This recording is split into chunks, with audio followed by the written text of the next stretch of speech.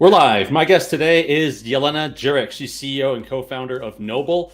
Noble recently launched their mainnet at the end of March in a really highly anticipated launch. And of course, Noble brings USDC to Cosmos and that whole ecosystem.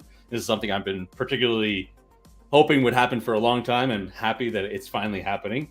Noble also has really interesting governance since it is a chain that brings in institutional assets. And so we're going to be talking about that, and also some of the cool token issuance modules that they've built. I'm also dying to find out why Jelena thinks that current forms of liberalism are actually conservative. Before we get started, make sure to hit the like button, hit the notification bell, and subscribe to get notified when I go live every week. And remember that none of what we discuss here on The Interrupt is investment advice. You should always do your own research. And if you enjoyed this content, please consider staking with us. We're live on Evmos, Quicksilver, Osmosis, and Juno. We're outside the validator set for Juno, so please delegate to us so we can get in the validator set. And one last thing, Nebular Summit is coming to Paris this summer. We announced the dates. It's happening on July 24th and 25th, and early bird tickets are on sale. We still have a few early bird tickets available, and you could buy those at nebular.builders. My guest, Jelena, is coming up next right here on the...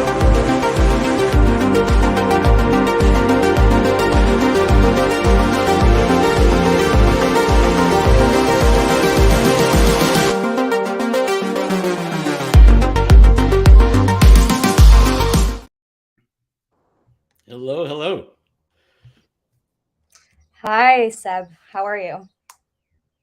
I'm good. Thanks for joining me. How are you doing? I'm doing well.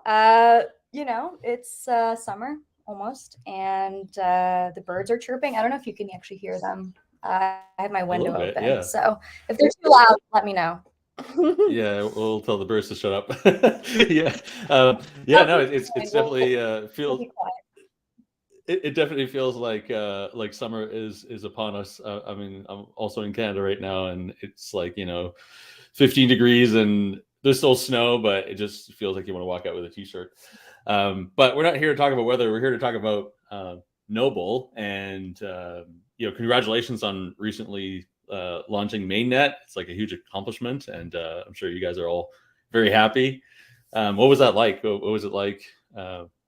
Finally reaching this milestone. Yeah, I mean, it takes a village to raise a blockchain, I guess.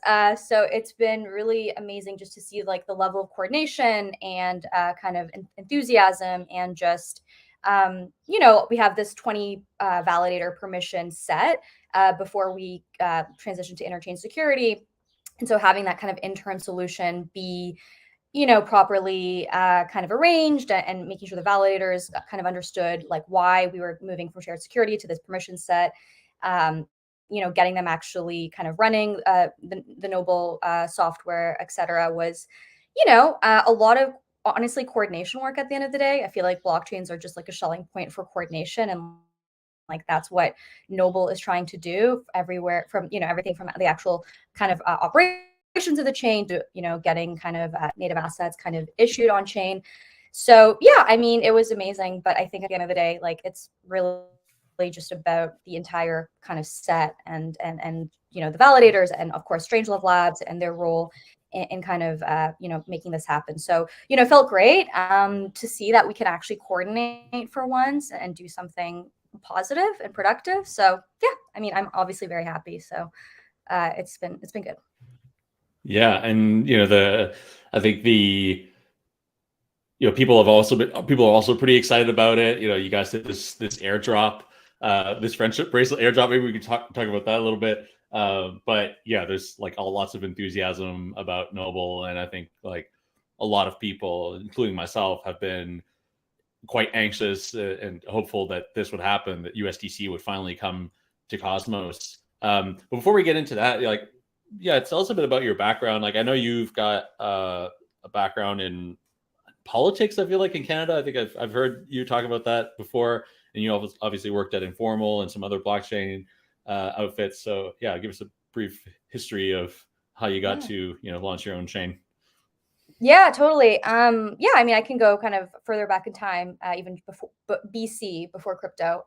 So when before kind of working full time in this space, I had a political economic background. I mean, I still do. So worked for number of NGOs, nonprofits, international organizations within the UN sphere. Also worked for actually a US-based organization in democracy building.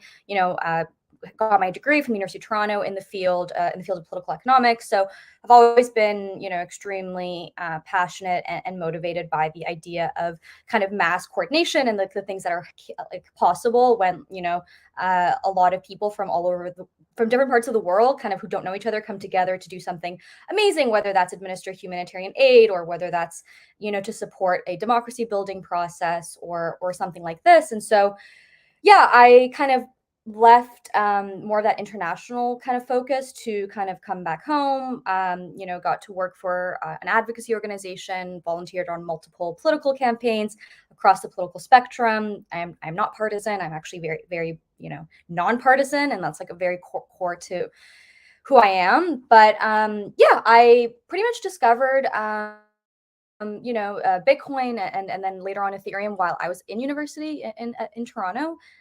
It was one of those situations of just, staying up till the early hours of the morning with your friends, just kind of talking about it and not really having a clue as to how this would evolve, but was always extremely, obviously intrigued by and fascinated by of course, the original Bitcoin white paper, but then later on Ethereum.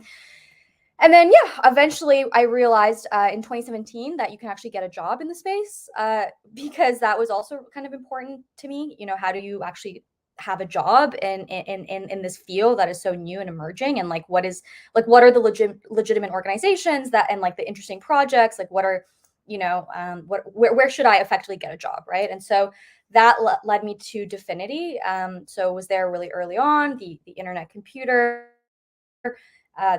I could say a lot about that experience, but at the end of the day, it was just really also being surrounded by the smartest people in the field of distributed systems and cryptography was really just inspiring and humbling. And then I left DFINITY, was briefly at Cello as well, helped to run their incentivized public testnet, got to meet a lot of the early validator community, and then joined Informal. And then I was Informal for the past almost 3 years, but really more like 2.5 to 2 3/4. And then left Informal to work on Noble full time. So still in the Cosmos ecosystem, and I don't think there's probably anywhere better to be from a building kind of perspective, and also from just getting to see things kind of come to life. I think Cosmos is the best place to be. Yeah, I would agree on that. I feel like really the core of the space is really I feel like it's happening here. And I would include Ethereum in that. I mean, but I feel like those two ecosystems are really the ecosystems that have a strong focus on community developers and building things sort of from scratch and from the ground up, and those are the two ecosystems in which I've felt most at home in my long crypto journey. But just touching a little bit on your political background, and this kind of touches at what I mentioned was your sort of contrarian view in the intro. You said to me that you think that modern forms of liberalism are actually conservative. I'm dying to know what that means. And I feel like this is a topic we could rant on for a while. Yeah, I mean, this is something that I've been thinking about probably since 2016 or so. I think the kind of American election of Donald Trump and kind of Bernie Sanders losing the Democratic kind of nominee vote, I think really spurred a lot of this belief. And I should just preface what I'm about to say with which is that this is not unique. I think a lot more people are coming around to this kind of idea, but I come from the world of more classical liberalism and definitely more of early 20th century liberalism. A lot of my mentors, we're in the era of Canadian politics when we had Pierre Trudeau and we had universal health care and we had all of these kind of fundamental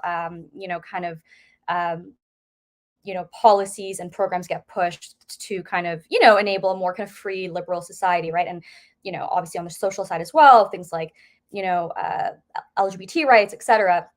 And then, you kind of get to this point of like late 80s, like early 90s, the Soviet Union falls, you have this like end of history thing happening.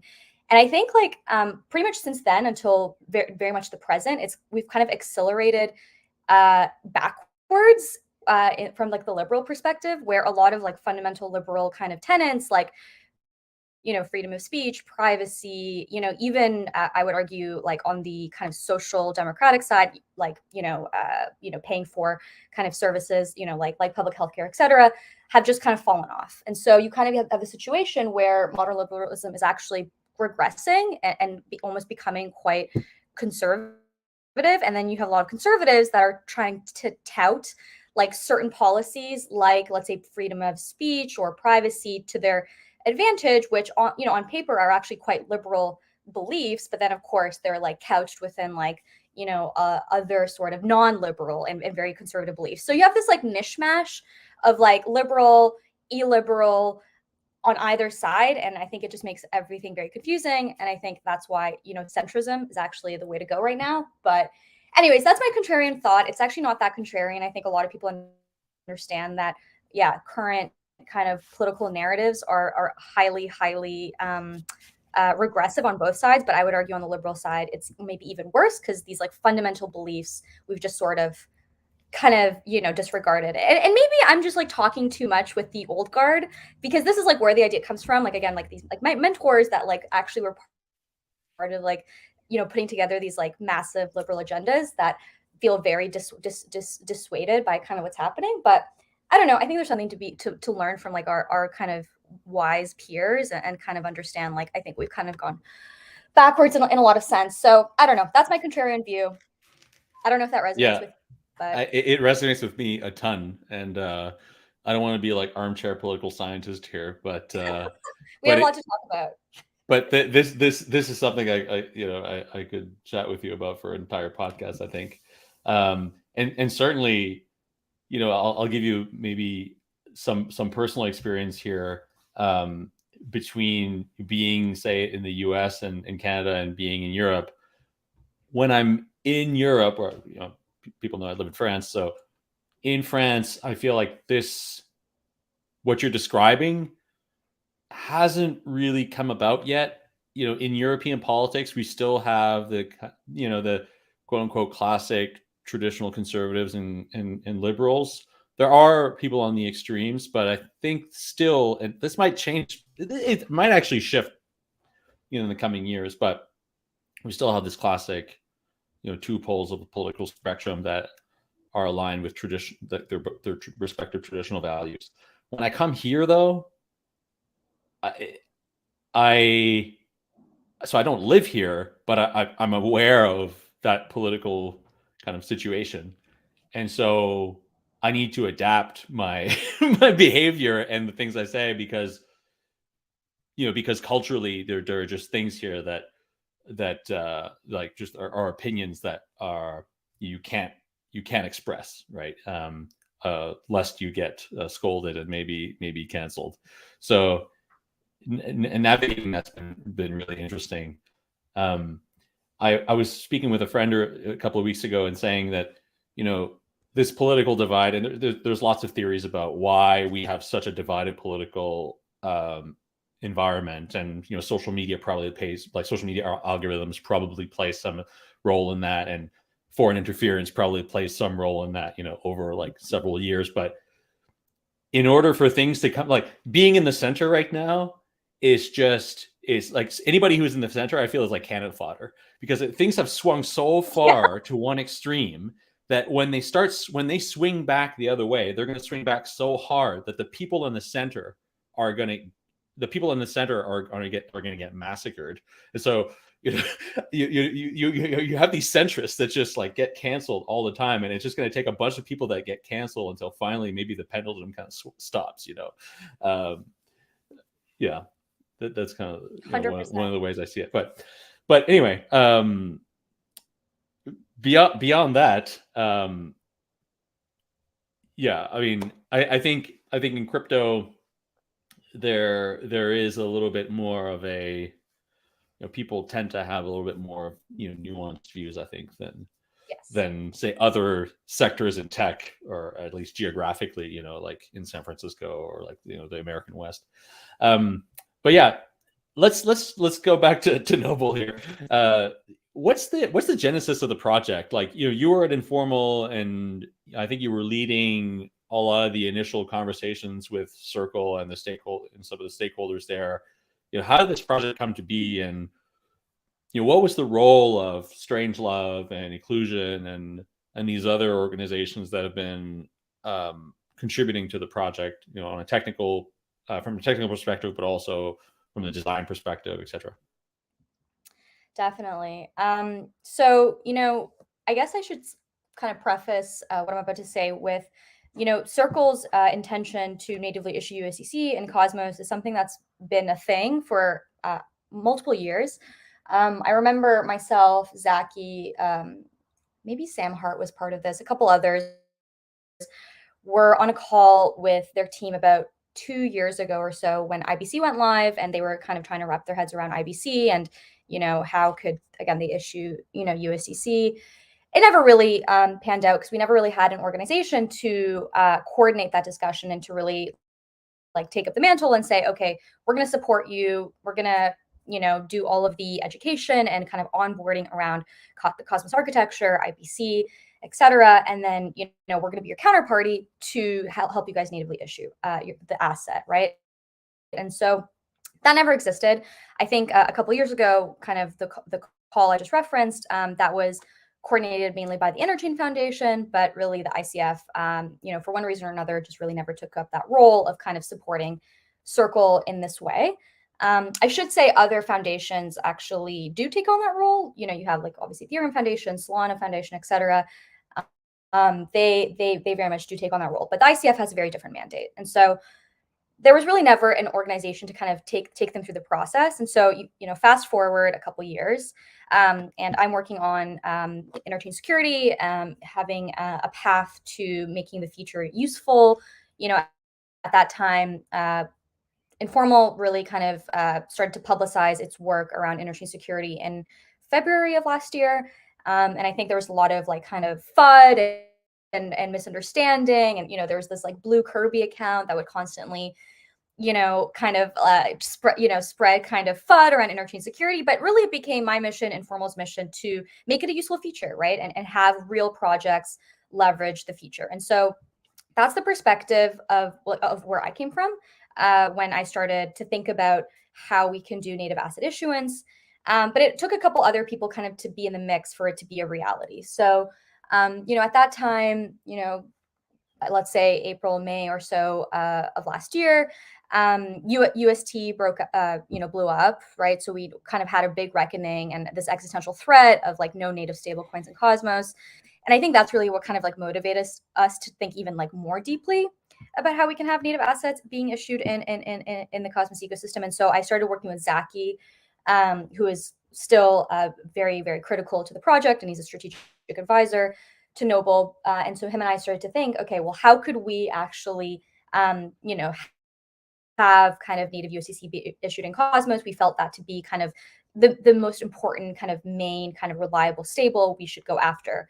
I should mention that at the same time, dYdX, they had also, communicated their intention to launch V4 in Cosmos, and they would also need native USDC. So Zaki and myself put together this proposal. We got some feedback from a couple others. We eventually went to Circle. We went to dYdX. We chatted with, Sunny from Osmosis and others to say, hey, how about you have this like net new app chain? Its only purpose is to do native asset issuance and to serve as somewhat of a router for these native assets coming into Cosmos.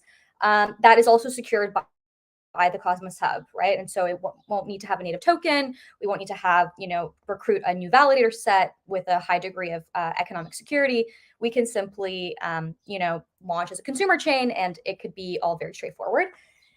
And there was a lot of back and forth, a lot of feedback. And eventually, we realized this was just the way to do it. And so that's when the Circle partnership really kicked off in the summer of last year.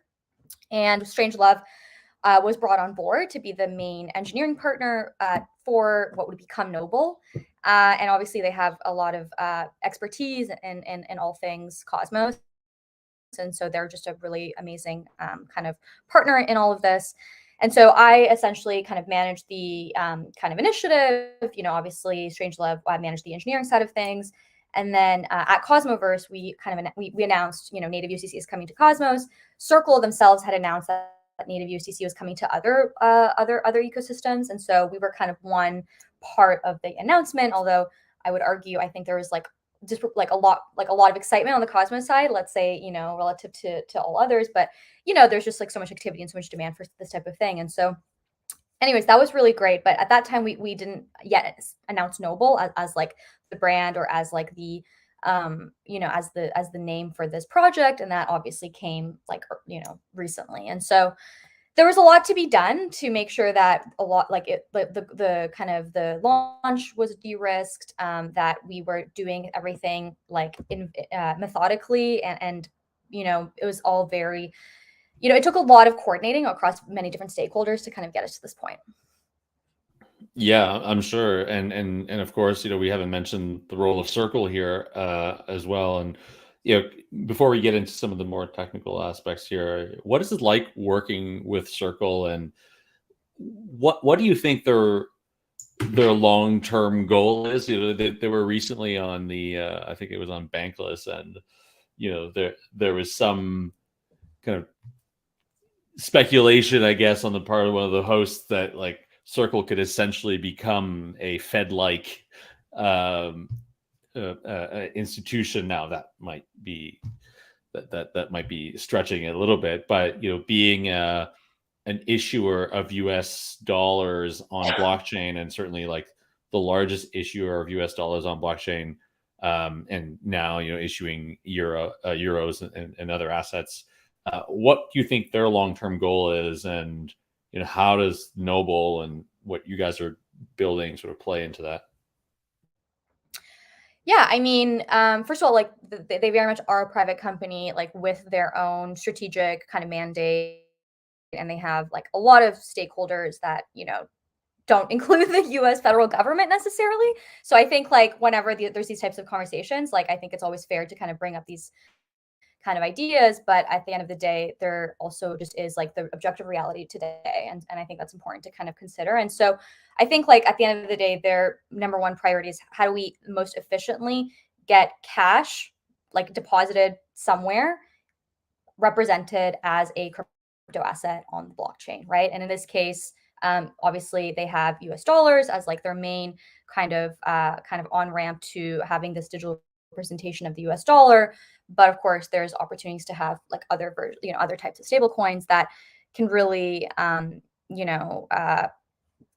to enable a lot of like really interesting applications and businesses like built on top of these stables, which I think maybe people don't always consider. Like going back to the kind of USDC product, it's just a fact beyond USDC, just considering the US dollar, that I think something like 60% of the US dollar is actually circulating outside of the US.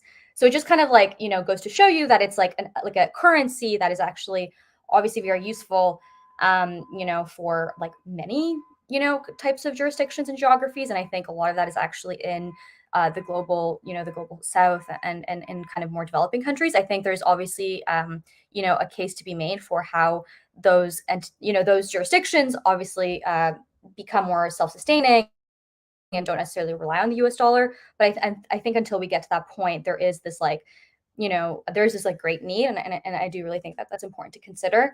When my family fled like the former Yugoslavia, and you had like 200% inflation, and you had like a civil war about to happen, like what was the currency that they wanted to kind of swap into?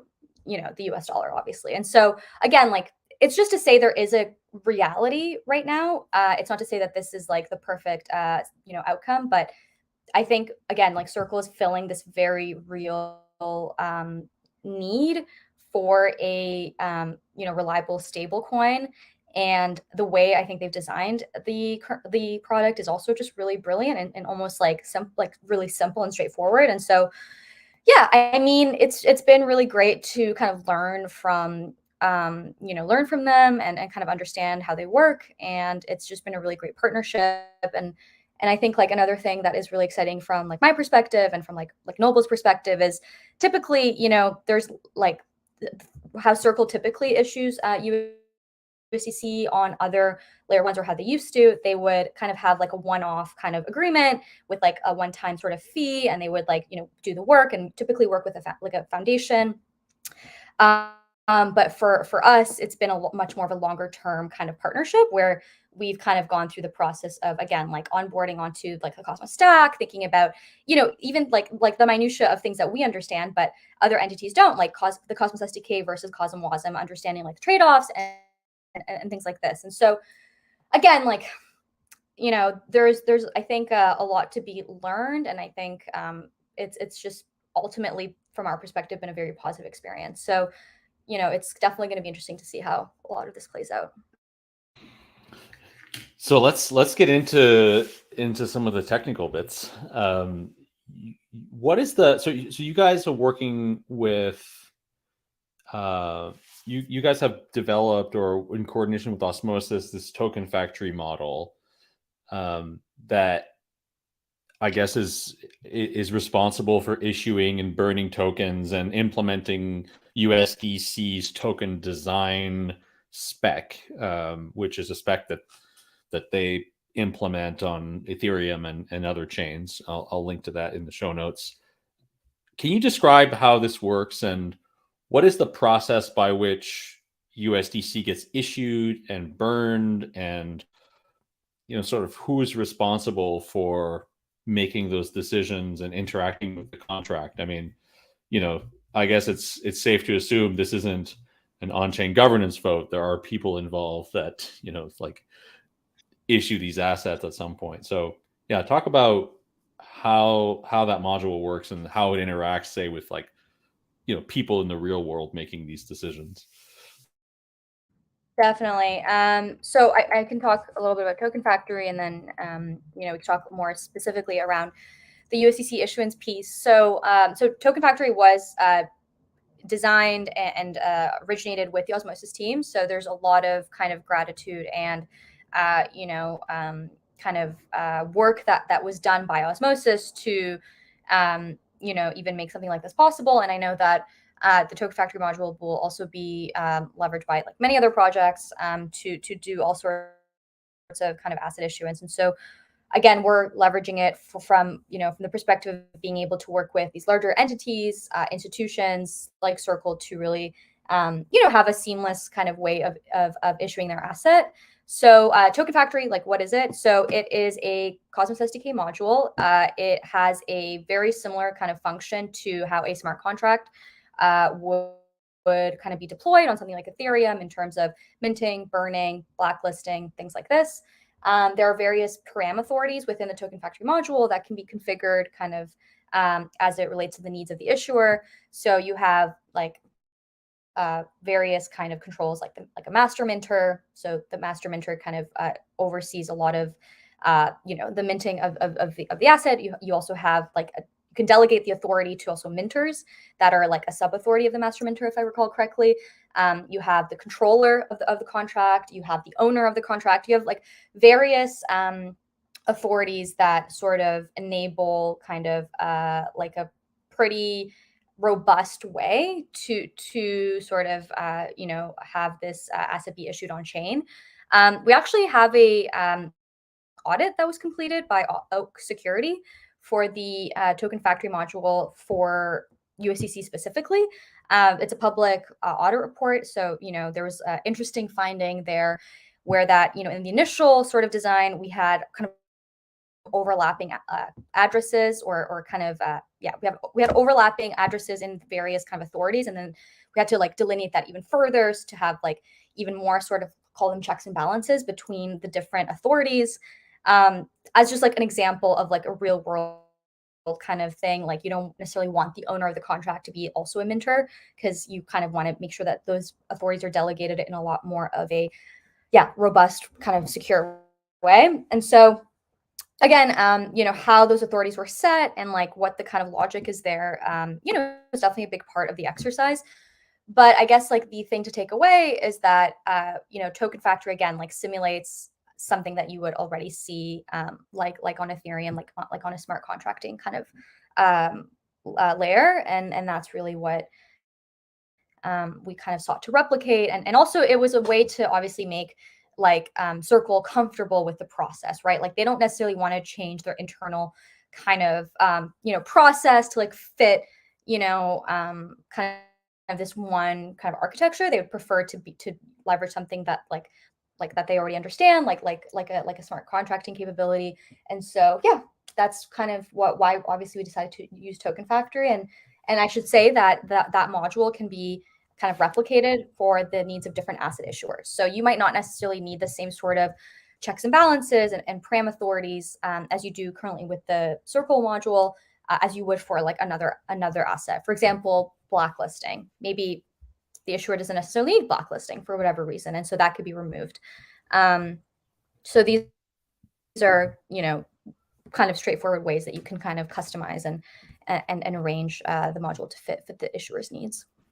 And so what it's like, can you describe the actual minting and burning process? So like when USDC, when Circle decides like we're going to mint a bunch of USDC, does that happen sort of in a batch, or does that happen when institutions deposit liquidity into a Circle? Like, are they acting also as a market maker, or are the Circle only interact with sort of institutional market makers, which then deposit that USDC on platforms, or can like retail investors also like from this perspective, are Circle acting more like a Federal Reserve Bank where they're only interacting with institutions, or can retail also interact there? And then, yeah, what's that process look like? Like, is there someone sort of at Circle's office, like signing a multisig and say, okay, here, we're going to issue like $1 billion in USDC on Cosmos?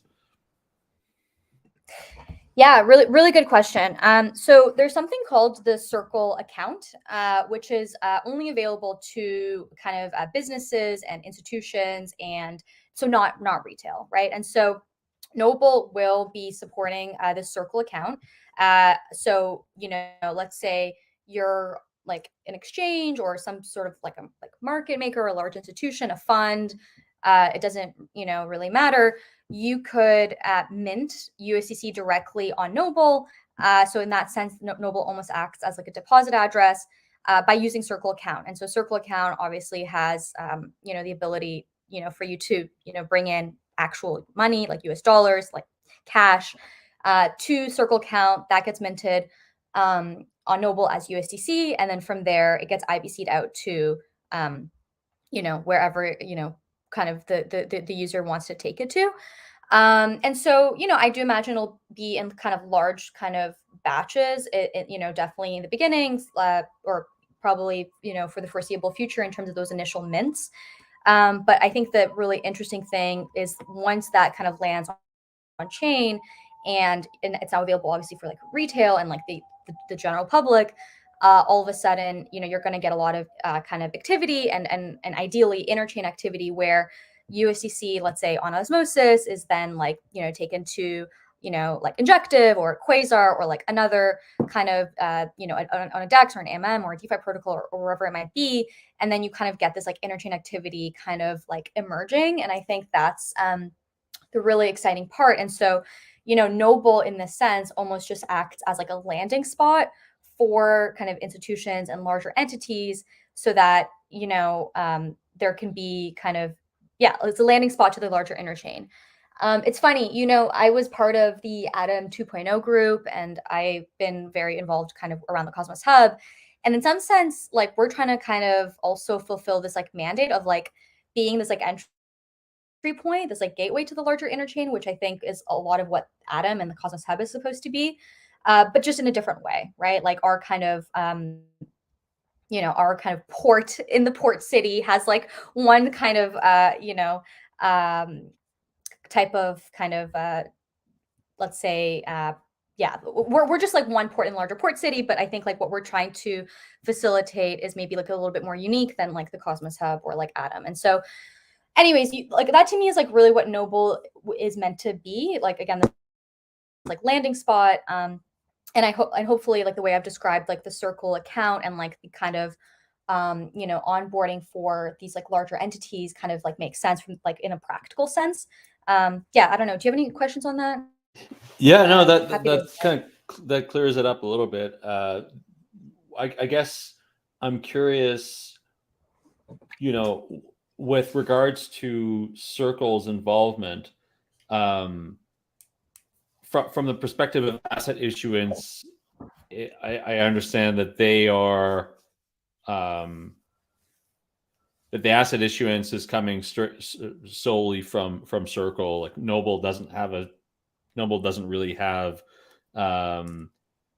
doesn't participate in that process.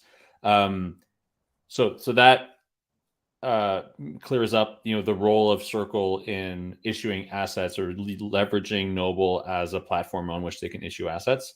The second thing I'm interested in is governance of the Noble chain, and that's like a different layer of governance, right? And so that entails updating the chain, maintaining the chain, changing parameters to the chain. I believe there is a separate set of governance rules that make this possible. Can you describe how that works and who are the participants? And I think right now it's a multisig, but is that something that's meant to change in the future, or will it remain fairly closed, right? With this sort of 7 or so validators or companies that are managing the governance. I've sort of answered part of the question or provided some context here, but maybe just describing it from a global perspective how that governance works. Definitely. So I guess there's like a few really important things to note. So firstly, the issuance of USDC or any other asset is completely distinct from the governance of the chain itself. So, similar to when, again, like Circle issues on Ethereum, they're not like the validators in the context of like ETH 2.0, they're just, obviously verifying like they're verifying blocks, they're producing blocks, they're making sure that there is sort of network security, but they're not going into the kind of contract and messing around with it or having like any influence over it. It's the same thing in with Noble. So the kind of the module that Circle leverages to issue USDC has absolutely nothing to do with the governance of the chain beyond just guaranteeing uptime, making sure there's, again, like kind of proof of stake security. And really, it's at the end of the day, it's just about like infrastructure provision and making sure that it's live. So just to be very clear, the validators or even what we call the Noble maintenance multisig, which I can talk to about in a second, has absolutely nothing to do with the concerns of the issuer and sort of their authorities and their sort of management of their keys or the management of the contract and things like this. So those are completely separate concerns, and I think it's really important to know, because I think that's also very different than how some bridges work, and we're very much looking at Noble in a different light. So that's important. So okay, but then how does what does governance mean in the context of Noble? What are the validators actually? What are they responsible for? So right now we have this proof of authority chain, which is a permissioned chain of 20 validators, and they are responsible for obviously validating the Noble chain. There is no native token on Noble, and we don't really expect there to be one in the kind of immediate kind of foreseeable future. There's like no plans for that. And so really their incentive to sort of kind of stay in the set is in return for future on-chain revenue of USDC, and then in the future other assets. And so it's still a Tendermint-based consensus. There's still, you can get tombstoned for certain misbehaviors. So it's actually, you could argue even like stricter in terms of like kind of penalties for misbehavior than like something like on the Cosmos Hub, where you're slashed with your kind of economic stake. And so that's pretty important on kind of the token side of things. And then this multisig that you kind of mentioned. So The role of multisig is very specific. So it's designed to pretty much enable emergency upgrades of the Noble chain if there's anything that goes wrong. This could be a compromised IPC channel. This could be any sort of like security concern that requires a sort of hard upgrade very quickly, where you can't necessarily rely on kind of standard kind of like 1-2 week kind of like Cosmos governance process. I should note that the multisig can initiate obviously this upgrade and have that be accepted kind of immediately by the validators, but at any point the validators could stop running the chain, right? They for whatever reason, and so at the same time, the multisig is always ultimately beholden to the validators themselves, even though there is this like way of expediting a chain upgrade. They are still beholden to the validator set. And so when we eventually leverage interchain security, of course, this multisig will be beholden to the Cosmos Hub validators.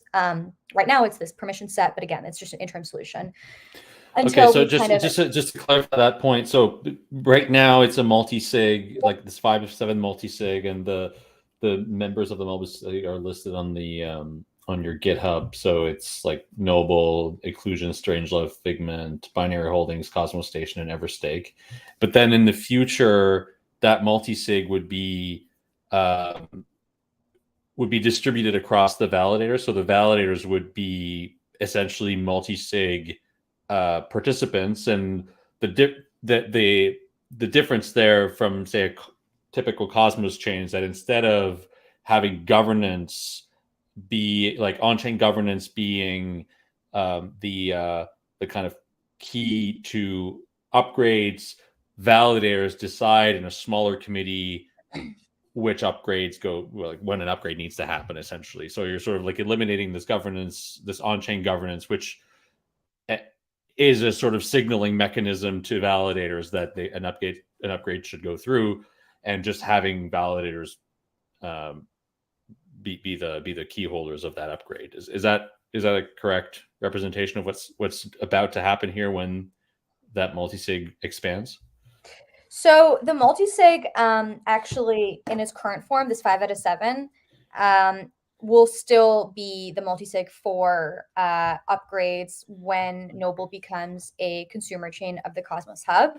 Okay. It's just that like the ultimate authority still rests with the hub validators, as it currently rests with the proof of authority validators, Right. in the sense that they can always override the multisig. That's right. I mean, same with any chain, right? With any governance process on any chain, governance could decide, hey, this upgrade's about to go through, or this repo should be used for the next upgrade. Validators can decide not to do it. I mean, I often say that like governance is always signaling, no matter what happens.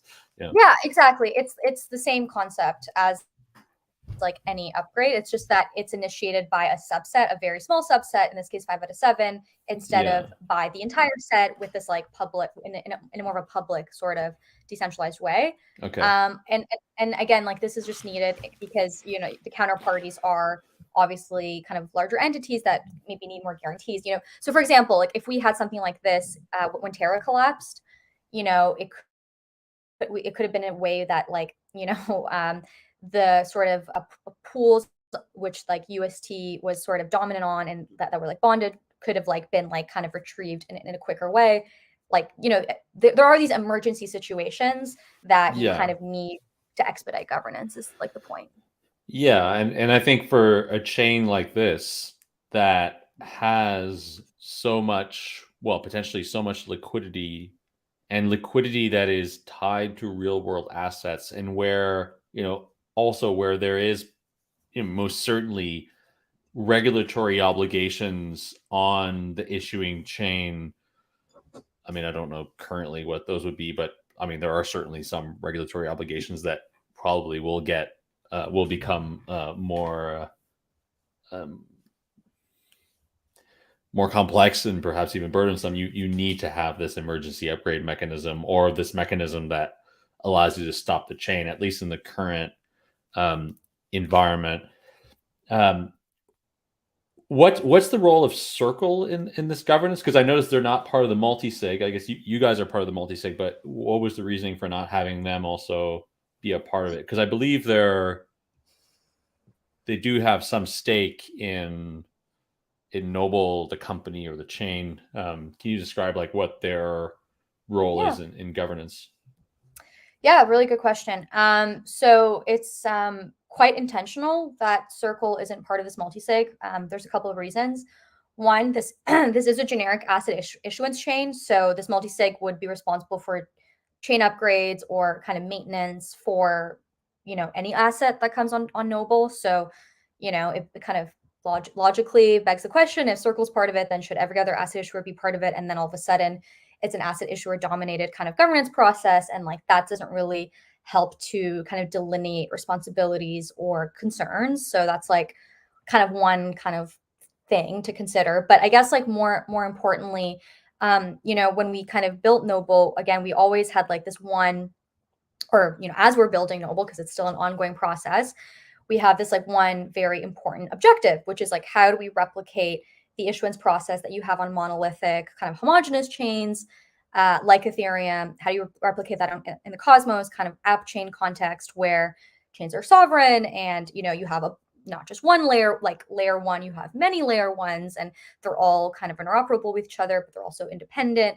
And so for like this for Circle, it's important that we're replicating the same process in Cosmos. And so part of that replication is, again, they simply issue the asset. They're not, they don't run an Ethereum validator. Like they don't run validators. They don't do governance like that. Like they don't like build blockchains, right? Like they have a very specific kind of role. And so, continuing to make sure that that's consistent across every layer one is really important. And so if all of a sudden they're part of this like multi-sig, it kind of is an inconsistency with how they kind of interact with other ecosystems. And so it's just like kind of very interesting and almost it's just a very interesting process to have to be able to replicate the process again from like a monolithic environment to Cosmos, which is the opposite of a monolithic environment. And so that's why, for example, they're not part of this multi-sig, right? But there's also other things that we've done to make sure that it is consistent. And what would be the process for issuing other assets? So let's say, Project X decides they would like to issue some assets on Noble. Maybe it's a asset-backed euro coin, or even a central bank, could decide that they want to do something crazy like build a CBDC, and and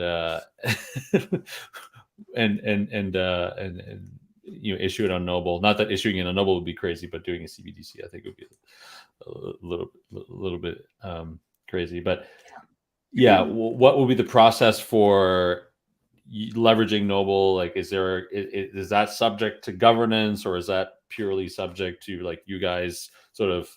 Is that like a more of a BD process for onboarding those assets? Yeah. Yeah. Sorry, just quickly on the CBDC front, it's very much my kind of belief that I almost trust private companies, or at least like kind of entities to kind of deliver a superior product than I do like federal governments when it comes to something Yeah, like that's why a I stable thought coin. that's why I was saying it's a bit crazy, because I think like CBDCs issued by central banks are just like a stupid idea.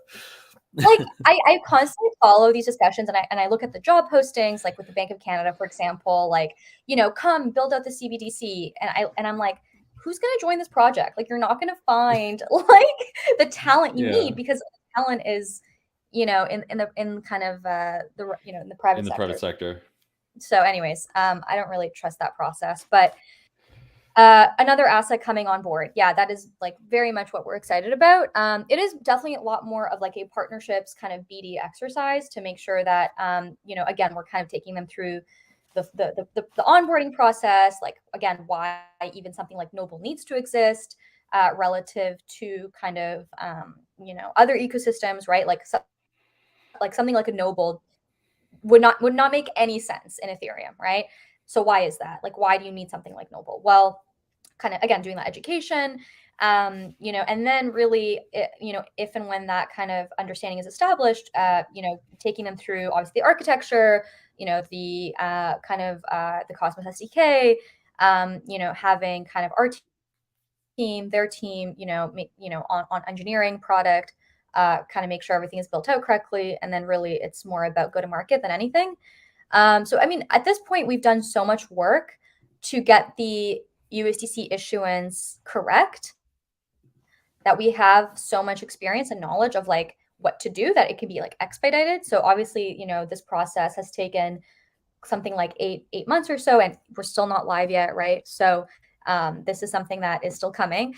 But you know, because it's taken so long, you know, we've learned a lot, so we can like pretty much like move a lot quicker for other assets. And so that leads me to my next question. You know, what's your business model? How does Noble make money? And you mentioned earlier that you don't have plans to do a token.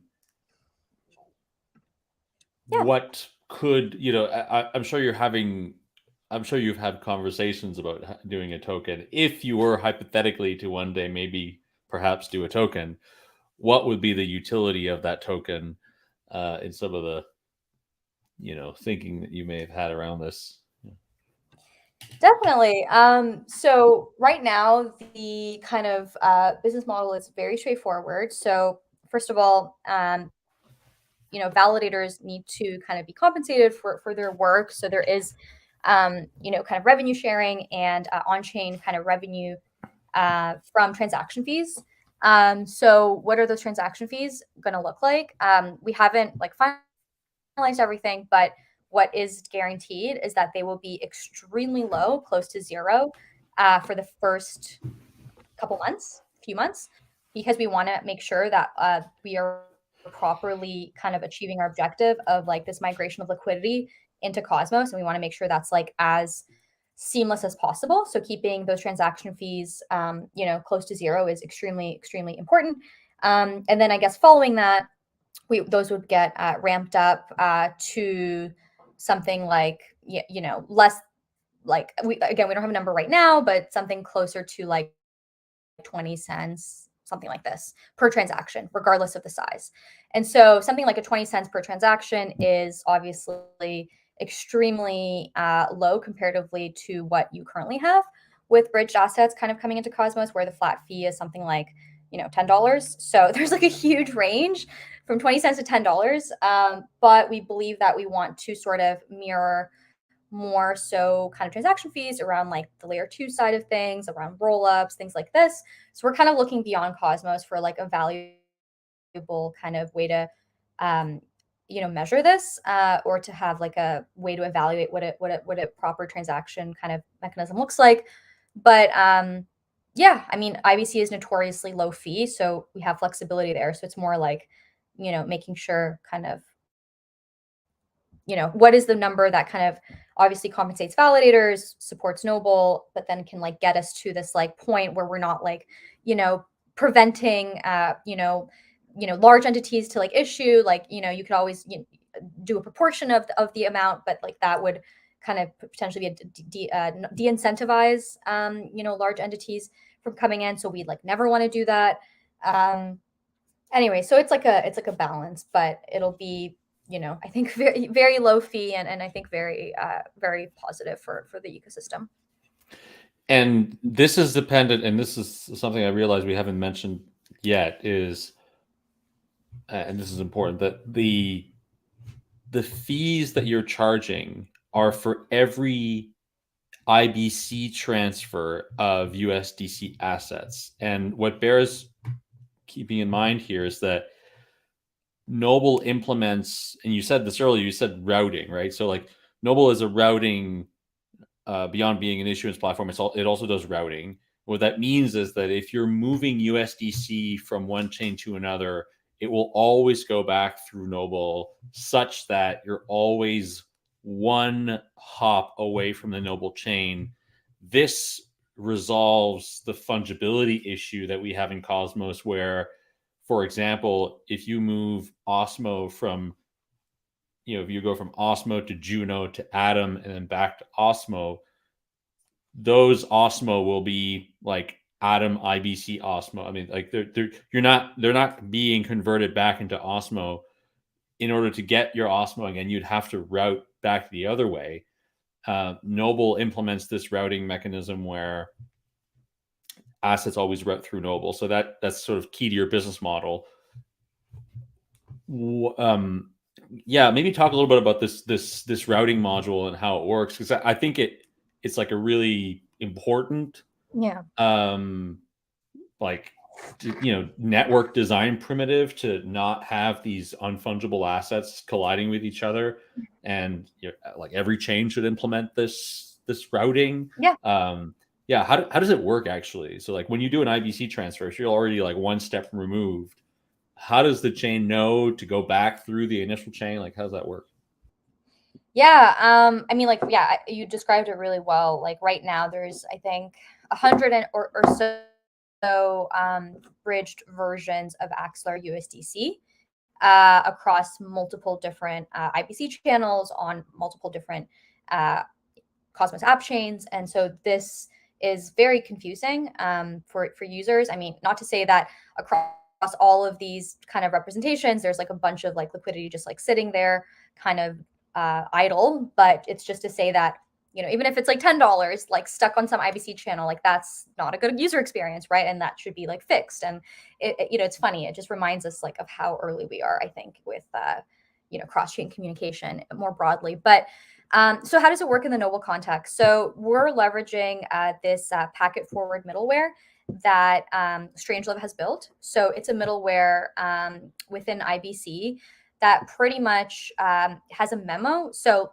let's say, again, to like the example you gave, I want to take some USDC from Osmosis to Juno.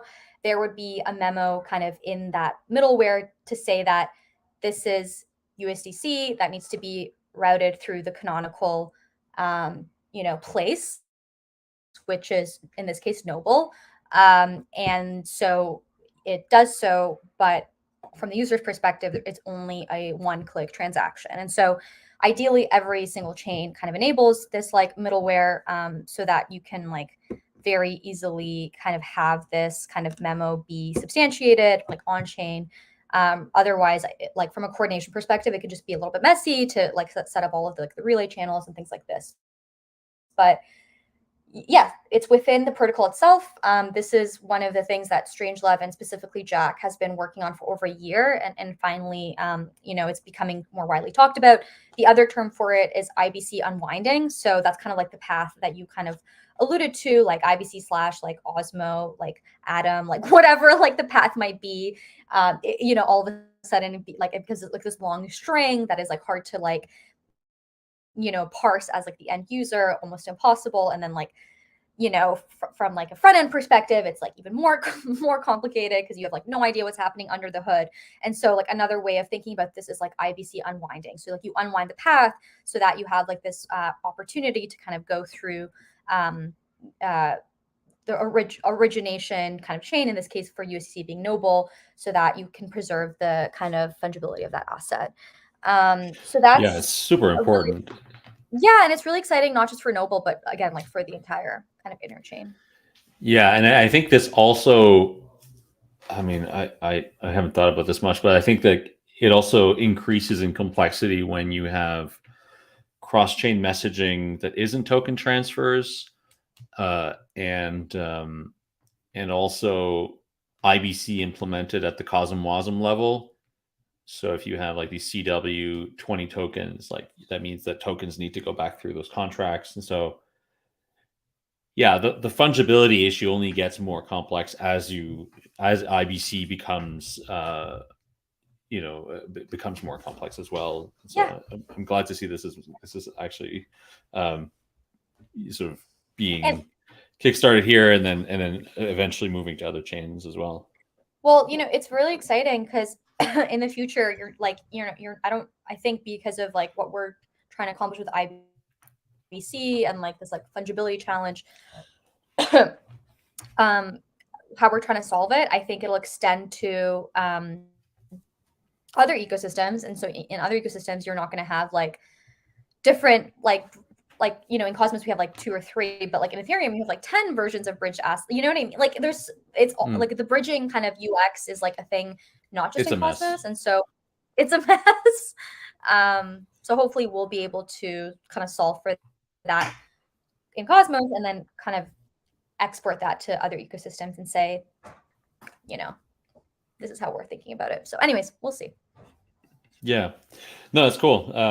I know you have to hop off very soon, so I just Yeah. want to like maybe wrap this up with a little bit of, okay, what's the future plans here? And then I think one thing also that I'm very that I'm anticipating and I'm very excited to see is dYdX arriving, launching their mainnet, and the impact that that will have on USDC demand in Cosmos. And I think you guys are like very well positioned there to service a lot of that demand.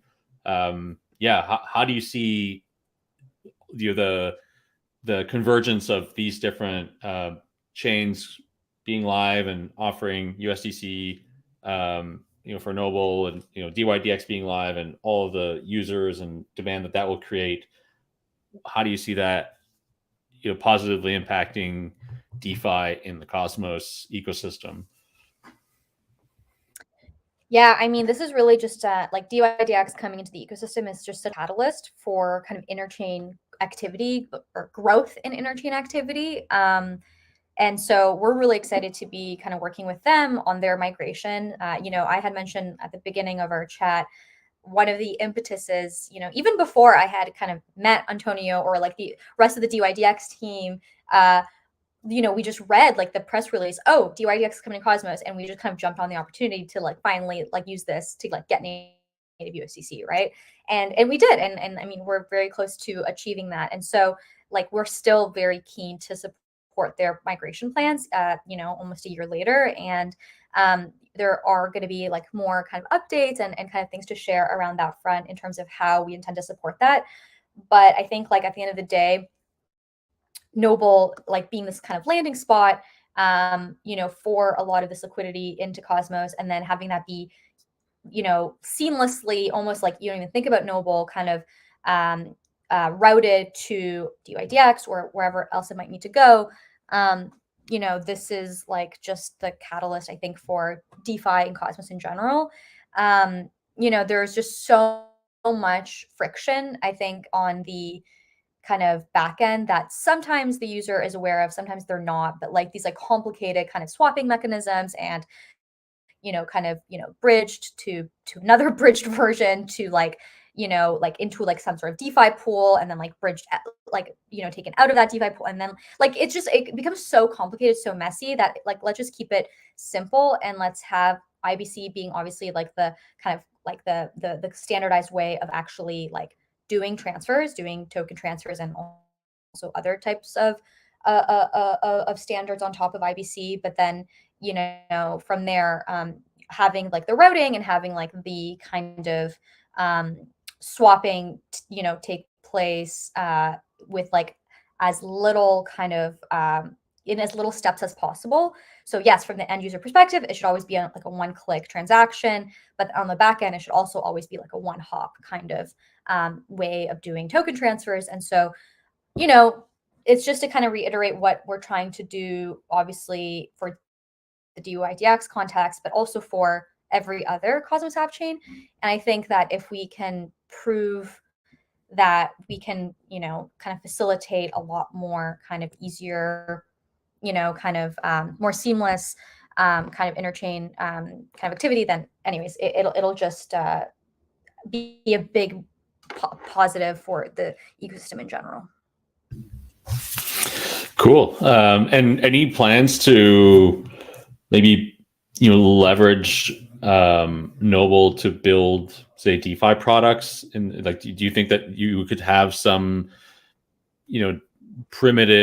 some DeFi primitives there that would serve the assets, like maybe some stable swaps between some of the assets there, or is that something that you think would be left to other players in the ecosystem, and you guys are focusing solely on asset issuance?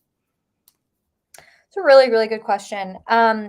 You know, I think it's very much to be determined, but I think at this point, I very much subscribe to like this minimalist vision that I think again we like saw with the Cosmos Hub, and in many ways, Noble is also a minimalist chain. We're not going to be doing DeFi anytime soon. We're not going to be doing anything like this. And you may ask, like, why is that? I come at less from like, you know, like, yes, security is very important, but I think at the end of the day, it's more about incentive alignment with different sort of app chains and actually making sure that we're like serving kind of their needs, you know, more so than seen to be in competition. You know, and I think that again, this kind of, as you can probably imagine, like Seb, because you've been around the Cosmos very long, like a lot of what I'm kind of describing is also, I think, part of like what the Cosmos Hub is supposed to be doing. And so I think that, you know, we're here to serve and we're here to kind of partner and like have Noble be a coordination like hub, both like, you know, from like a, you know, interchain activity perspective, but also from like a partnerships perspective. And so yeah, I mean, at the no, and anytime soon, we do not plan to do any of this kind of thing. But I mean, you know, you never know. Like things could change. But I think at the end of the day, we just want to maintain kind of incentive alignment and make sure we're like serving kind of the ecosystem in a way that kind of benefits everybody. Cool. Well, thanks so much for coming on. It's been really great. I mean, we didn't get to talk about interchain security very much. I wish we could have, but there's just like, yeah, lots to dig in here, I think. And I feel like the interchain security topic has been discussed quite a bit. So I wanted to get into this kind of governance stuff, but we can definitely do an update at some point in the future. Hope to see you at Nebular Summit. And yeah, thanks for tuning in, everyone. Definitely. See you next week. Thank you, Seb.